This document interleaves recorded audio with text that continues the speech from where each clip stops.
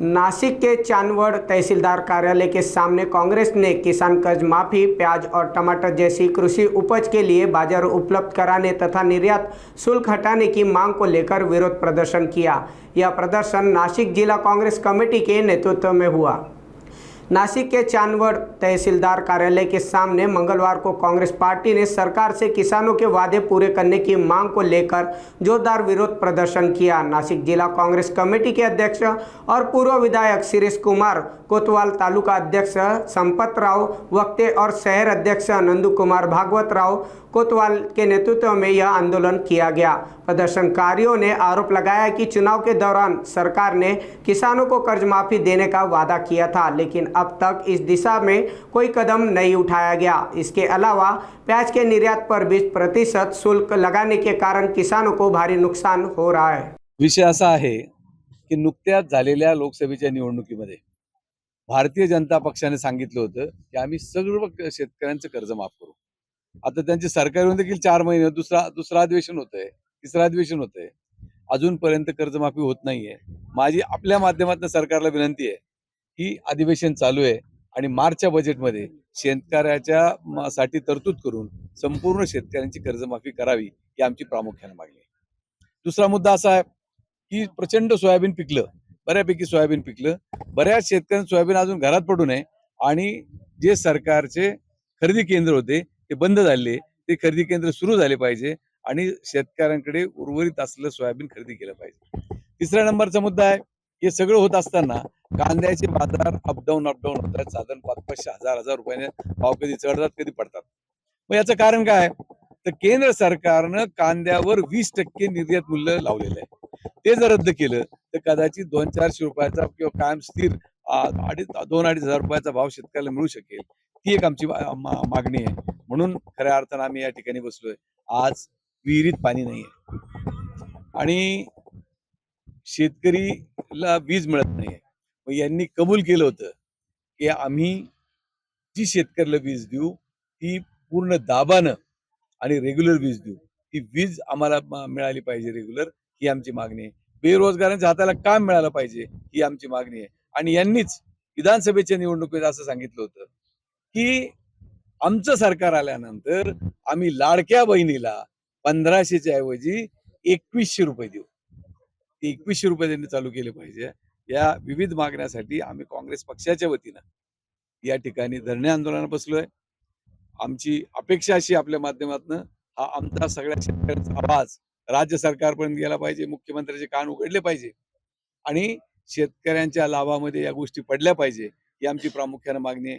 त्याच पद्धतीने मागच्या वर्षी बऱ्याच भागामध्ये मोठ्या प्रमाणावर पाऊस झाला। पाऊस होतो नाही असं नाही, पण टप्प्याटप्प्याने व्हायचा, परंतु हा एकदम सुरू झाला आणि इतका पाऊस झाला तर लोकांच्या जमिनी वाहून गेल्या, लोकांची पिकं वाहून गेली। त्यांना देखील नुकसान भरपाई मिळाली पाहिजे, विम्याचे पैसे त्यांना मिळाले पाहिजे आणि त्याला शेतकऱ्याला स्थिरता येण्यासाठी मदत केली पाहिजे, या आमच्या प्रामुख्याने मागण्या। वीज पुरवठा देऊ आणि कुठल्याही प्रकारचं म्हणजे महिलांना जे लाडक्या बहिणीला सुद्धा 2100 रुपये देऊ, असे सर्व निवडणुकीपुरते त्यांनी खूप मोठी आश्वासनाची खैरात केली। आणि जर आता पाहिलं तर कोणतीही गोष्ट जर पाहिली तर त्याचा तर अंमलबजावणी होतच नाही, परंतु त्याच्या उलटच काम आज खऱ्या अर्थानं महाराष्ट्र शासनाचं चालू आहे।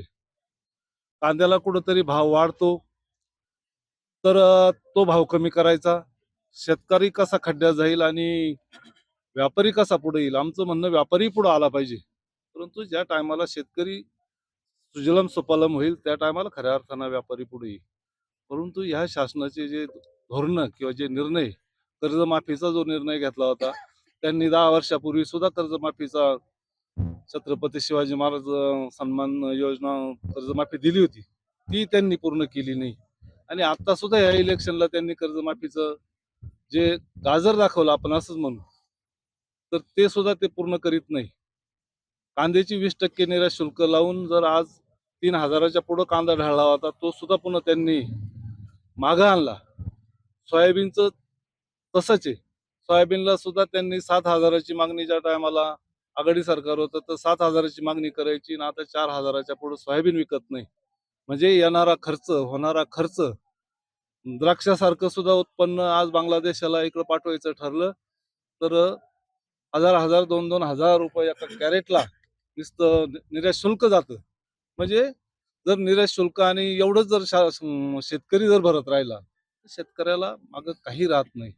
यासाठी ह्या शासनानं कुठले तरी निर्णय घेतले पाहिजे. शेतकऱ्यांच्या हिताचे निर्णय घेतले पाहिजे. ह्या दृष्टीनं खऱ्या अर्थानं आम्ही आज आपले काँग्रेसचे प्रदेश अध्यक्ष सपकाळ साहेब यांच्या आदेशानुसार माननीय श्री भाऊ कोतवाल यांच्या नेतृत्वाखाली आज आम्ही इथं धरणे आंदोलन, या सरकारला जाग आली पाहिजे यासाठी आम्ही सर्वजण इथं धरणे आंदोलन करण्याचा निर्णय घेतला आहे. जोपर्यंत आता शासन काय निर्णय घेईल आणि आपण आपल्या मार्फत काय आता ते कसे दखल घेतील, परंतु आपण सुद्धा चांगल्या प्रकारची दखल घेऊन शेतकऱ्यांना न्याय मिळाला पाहिजे ह्या दृष्टीनं आपण शासनापर्यंत आमची या मागण्या पोहोचवाव्या. लाडक्या बहिणीचा जर विचार केला तर त्यांनी 2100 रुपये दिले, हा तर भाग वेगळा आहे. निवडणुकीपुरते त्यांनी त्या टायमाला 80-90% महिलांना 90% महिलांना त्यांनी पैसे दिले होते. परंतु आता त्याच्यामध्ये कात्री लावून साधारण 5-25% महिलांना फक्त पैसे मिळतात आणि ते सुद्धा मला वाटतं आता कदाचित हे शासन जर राहिलं, जे EVM शासन जर राहिलं तर हे सर्व बंद होतील. तर हे बंद न होता महिलांना सुद्धा खऱ्या अर्थानं 100% महिलांना 2100 रुपये जर त्यांनी घोषणा केलेली, निदान ती तरी त्यांनी द्यावा.